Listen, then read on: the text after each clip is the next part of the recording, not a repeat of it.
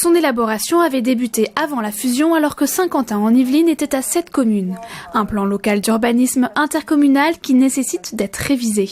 De petites modifications avant l'élaboration dans un second temps d'un nouveau PLUI à 12, dont la réflexion pourrait commencer en 2021.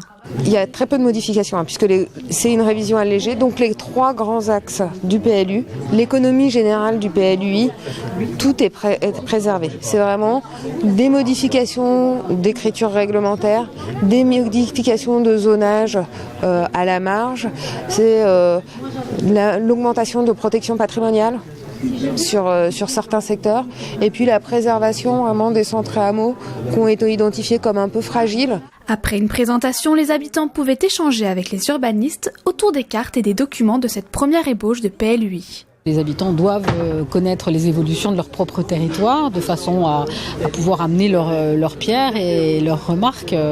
On peut aussi avoir oublié des choses ou bien les habitants peuvent ne pas être d'accord avec les évolutions qu'on propose. Donc c'est un moment indispensable. Place des Nymphes. Ah bah oui, t'es à côté de la place des Nymphes. Voilà.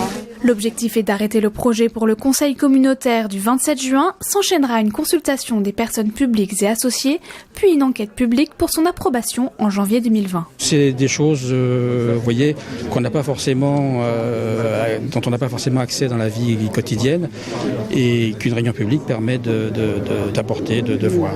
J'ai été intéressé parce qu'en fait ma maison se trouve classée et donc maintenant elle est protégée par ce nouveau PLU.